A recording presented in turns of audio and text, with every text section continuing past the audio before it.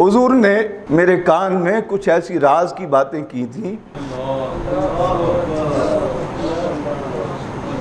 جس سے میں نے یہ جانا کیا قوم سے جدا ہونے والے ہیں۔ نبی اکرم صلی اللہ علیہ وسلم کے دائیں بائیں ازواج مطہرات موجود تھیں۔ آقا علیہ السلام نے اپنی شہزادی حضرت سیدہ فاطمہ الزہراء رضی اللہ تعالیٰ عنہا کو بلایا۔ حضور نے کان میں کوئی بات کی، بس وہ بات سننی تھی انہوں نے، کان میں ہمیں نہیں پتہ چلا کیا کہا، بس وہ بات حضور کی کرنی تھی اور انہوں نے سنی اور رونے لگ گئی، رکت طاری ہو گئی۔ پھر جب حضور نے اپنی شہزادی کو روتے ہوئے دیکھا، پھر سرکار نے قریب کیا، کان میں کوئی بات ارشاد فرمائی، پھر سیدہ پاک ہنسنے لگیں، چہرے پہ تبسم آ گیا، آنسو صاف کیے، چہرہ مسکرانے لگا۔ خیر مجلس ختم ہو گئی۔ بعد میں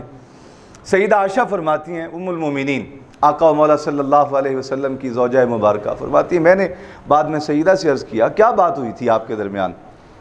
آپ کے ابا جان اور آپ کے درمیان کیا بات تھی؟ کہ پہلے بات کی تو آپ رونے لگ گئیں، پھر حضور نے کوئی بات ارشاد فرمائی تو آپ ہنسنے لگ گئیں، ماجرا کیا تھا، بات کیا تھی؟ کہا حضور نے میرے کان میں کچھ ایسی راز کی باتیں کی تھیں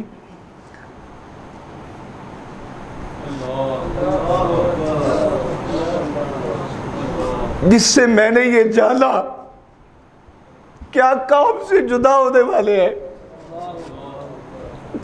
واضح نہیں کہا، کچھ باتیں ایسے حضور نے کان میں فرمائی، مجھے اندازہ ہو گیا کہ سید عالم پردہ کرنے والے ہیں۔ جب میں رو پڑی تو حضور نے کان میں قریب کر کے مجھے پھر کوئی بات کہی، وہ بات یہ تھی، فرمایا فاطمہ تو نہ رو، تیرے ہمارے درمیان اللہ زیادہ جدائی نہیں کرے گا، میں جاؤں گا، میرے بعد اس امت میں سے پہلی خاتون جو اللہ کی بارگاہ میں پیش ہوگی میرے پاس آئے گی، اے شہزادی وہ تو ہے۔ تو جب میں نے یہ بات سنی حضور کی زبان اقدس سے کہ میری زندگی ختم ہو جائے گی حضور کی زندگی کے بعد، تو میں خوش ہو گئی کہ میں اپنے مالک کی بارگاہ میں پیش ہو جاؤں گی، اور وہ جو جدائی ہے، فراق ہے، وہ ختم کر دیا جائے گا۔ تو اہل ایمان کی شان تو یہ ہے کہ وہ اس زندگی سے جان چھڑاتے ہیں، خودکشی اس وجہ سے نہیں کرتے کہ اللہ نے منع کر رکھا ہے، اللہ کے حبیب نے منع کر رکھا ہے، لیکن ان کا دل اس دنیا میں لگتا نہیں، وہ اللہ کے حکم کی وجہ سے زندگی گزارتے ہیں۔ دل کی خواہش یہ ہوتی ہے جلدی موت کا وقت آئے اور ہم اپنے رب کے دیدار سے فیضیاب ہو جائیں۔ یہ اہل ایمان کی شان ہوتی ہے، چونکہ ان کے اعمال اچھے ہوتے ہیں، نیک اعمال، اور ان کی زندگیاں اللہ کی اطاعت میں، اللہ کے حبیب کی اطاعت میں گزری ہوتی ہیں، اس وجہ سے خطرہ نہیں ہوتا، وہ انتظار میں ہوتے ہیں وہ وقت کب آئے جس رب کے لیے ہم بن دیکھے صبح و شام اعمال صالحہ کرتے رہے ہیں، وہ وقت آ جائے کہ جس رب کو دیکھے بغیر ہم اس کی محبت میں زندگی گزارتے رہے ہیں، جلدی وہ وقت آئے کہ ہم اس رب کے دیدار سے فیض پا سکیں، اس رب کی بارگاہ میں حاضر ہو سکیں۔ حضرت خالد بن ولید رضی اللہ تعالیٰ عنہ، کسی نے کہا موت سے ڈر نہیں لگتا؟ کہا موت کیا چیز ہے، ایک طرف اللہ کا دیدار ہے، ایک طرف موت کی تھوڑی سی سختی ہے، ادھر گردن کٹے گی، ادھر وہ جام ملے گا جو اس دنیا میں مل نہیں سکتا۔ میں تو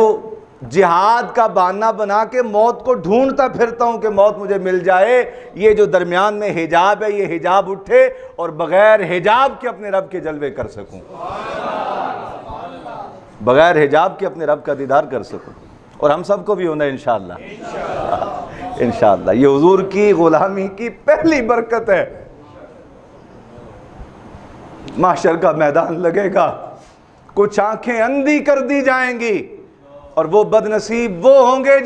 جن کے گلوں میں رسول اللہ کی غلامی کا توق نہیں، کوئی آگ کی پوجا کرنے والا، کوئی کسی بت کو ماننے والا، لیکن جتنا بھی گناہگار ہو جس کے گلے میں رسول اللہ کی غلامی کا توق ہوگا، محشر کا میدان سجے گا، اللہ رب العالمین کا دیدار بغیر حجاب کے کروایا جائے گا۔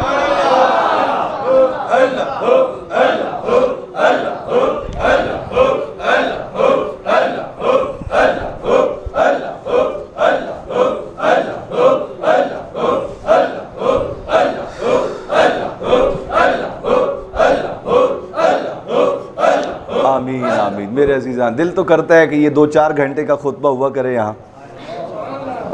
اور یہ محبت کی باتیں سارا ہفتہ میں انتظار رہتا ہے اس کا۔ اللہ اکبر۔ اللہ کرے وہ وقت آ جائے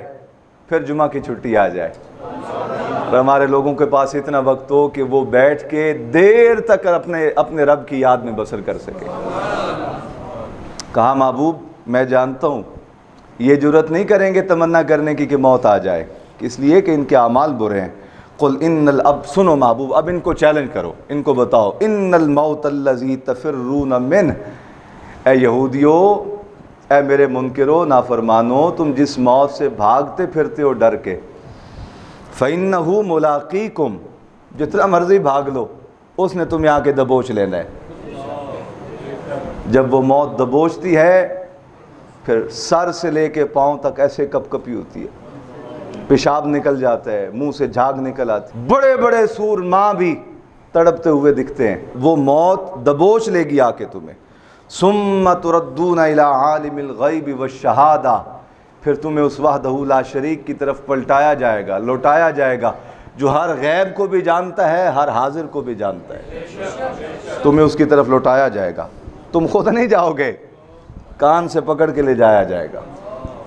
اور کچھ وہ ہوں گے جو اللہ کے دیدار کی تڑپ لیے پھرتے ہوں گے، اور جلدی حساب کتاب ہو اس معاملے سے نکلے، رب کا جلوہ کریں۔ طور اور معراج کے قصے سے ہوتا ہے عیاں، طور اور معراج کے قصے سے ہوتا ہے عیاں، اپنا جانا اور ہے ان کا بلانا اور ہے۔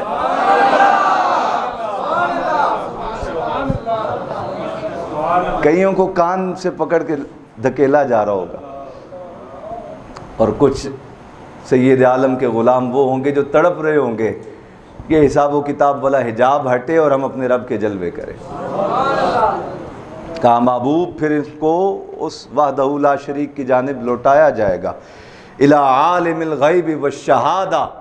جو ہر غیب کا جاننے والا ہے، ہر حاضر کا جاننے والا ہے، فَيُنَبِّئُكُمْ بِمَا كُنْتُمْ تَعْمَلُونَ، پھر وہ انہیں سارا کچھ بتا دے گا جو کچھ یہ دنیا میں کرتے رہے ہیں۔